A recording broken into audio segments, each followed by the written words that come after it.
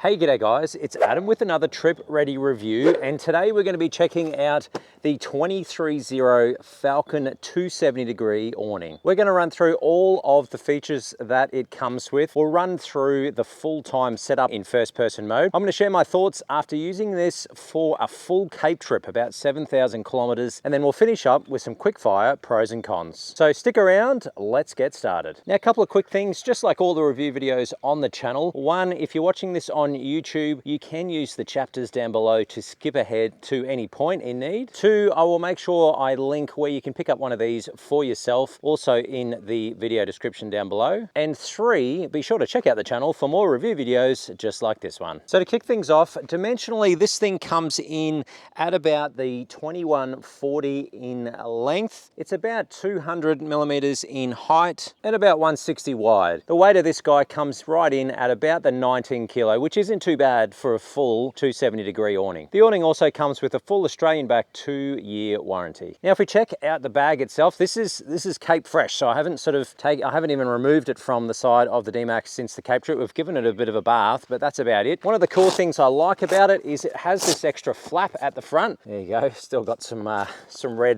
red Cape dust that'll be coming out for years, I am sure, but I do like the fact it's got this extra flap on the front just to add that extra layer of protection and also to just prevent any water ingress from the front of the zips here. Now, from a space perspective, this is a 270, so we do fold out the front here, we go all the way around the back as well, and that gives you about 10 square meters worth of coverage underneath the awning. When we add the wall kit, which we have sitting over here, we're going to have a look at that in just a second. We have both the front and the rear wall kits. That gives you up to 25 square meters worth of space because they come out at an angle. I'll show you that in just a little bit, so that's pretty cool. And then they also have these straps that we'll also have a look at, which enables this awning to become a 180 degree awning. All right, I reckon from here, let's flick on over to first person mode. Let's start the clock down in the bottom corner here, and let's get cracking on setting this guy up. Righto, so similar to other awnings, I like having my zips down this end, but depending on your preference, of course, the first step is just to unzip everything, flap off at the front there, fold this guy right over. You've got 3 Velcro straps, 1, 2, and 3, and then you just want to let everything fall down so that it's all on the bottom ready to go. And then we have 2. Now, these are our cam buckles, and it is freestanding, this awning. They reckon after some pretty hectic winds, you want to put the poles out, and we'll have a look at that in a minute, but certainly a-okay to set up solo here. I've got it set up so that it goes straight over the top. I just hook it into one of my little straps there on the side, on the rack itself, and then we just tighten that on the cam buckle. We can then come back around. Pretty straightforward, right? And then over this side has our front section. Similar as before, I just sort of hooked that on the front. We have our cam buckle there again. Now for me, I like coming all the way back across. I have a nice little spot under here in the rack itself.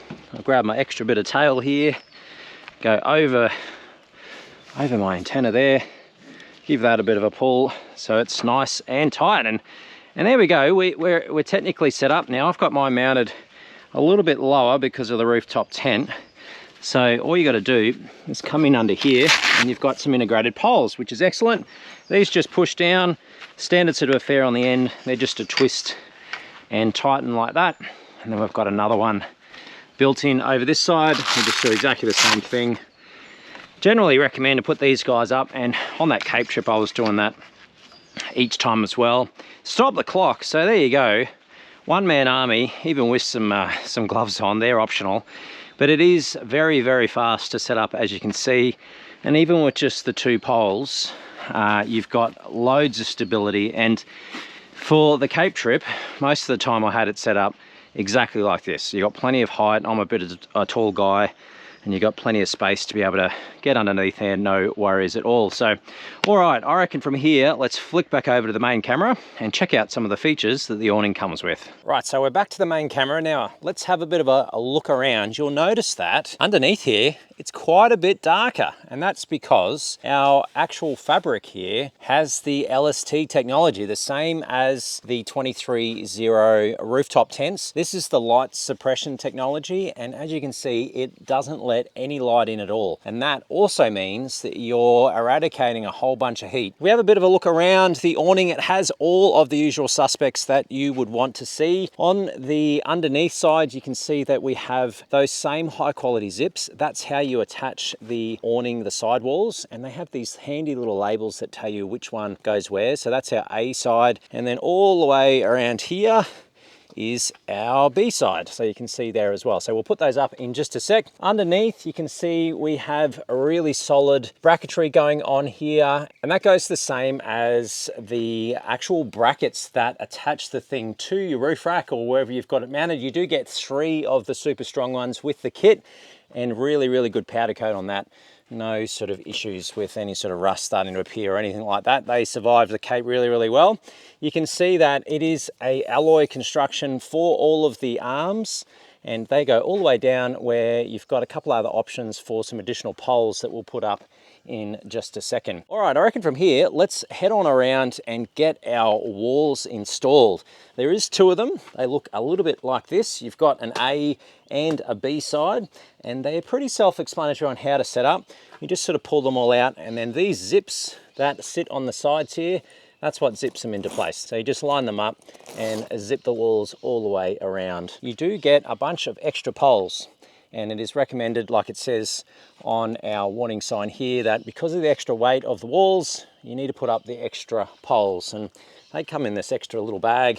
Looks a little bit like this, and they look a little bit like that. Now, top tip I found when you're putting all of the walls up is just to kind of lay them out in the way that they're going to go onto the zip in the first place. It just makes doing it, if you're doing it solo, it just makes doing it a whole lot easier. So we're all set up all the way around. You have so much space under here. If you're rocking a swag or something like that and you want to be still under a little bit of shelter, this honestly becomes a whole room.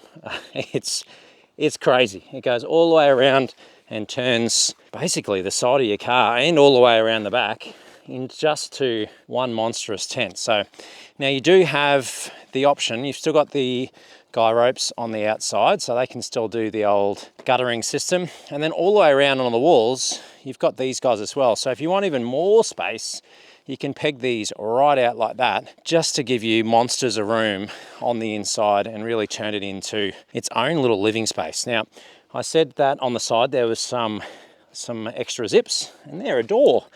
So you can pull those up. Really handy little pull straps there as well. No fumbling around for zips. They're super simple. You can zip that up, roll that guy up just like that, and then there we go.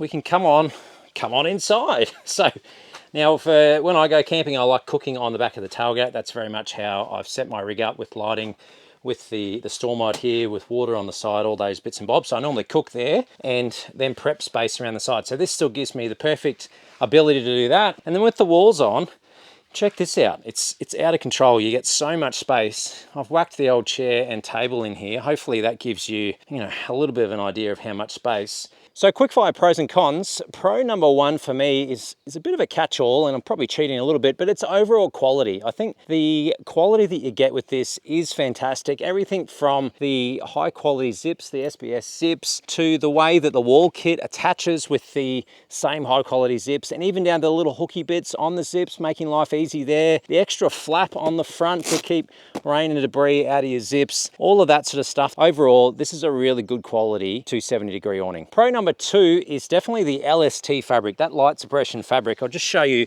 on the wall kit.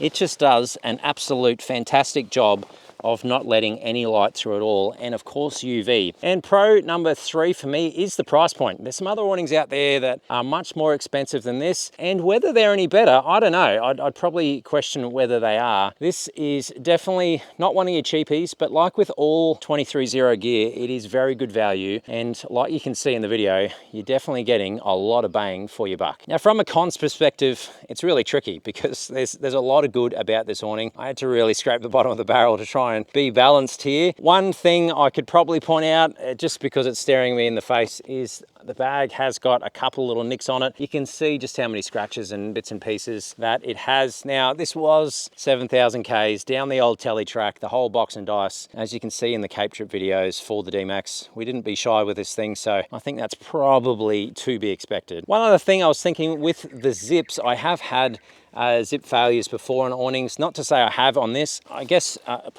potential future con, more something I guess from a maintenance perspective that you should be looking out for, is if one of these zips dies, or maybe you lose a few teeth, especially on the walls, the whole lot is kaput, right? So you're really going to want to pay extra attention to your zips with the way that works. So final thoughts with the 23Zero Falcon 270. Look, I think this is a really good bang for your buck awning. You know, it really strikes the balance between great value, but then it just is feature packed when it comes to awnings. Thanks very much to the patrons of Video Show Me How. As always, you guys, bunch of legends. If you want to get involved and help support me bring out content just like this for all of you guys, head on over to patreon.com/VideoShowMeHow. You can check out what's going on over there. We try and do monthly and a bit giveaways for patrons only, so you can get involved with that, as well as merch and different perks that you can see over there. So go and check that out if you're interested. That's all for this one, guys. So as always, I hope you have an amazing day, and I will see you in the next video. Cheers, guys.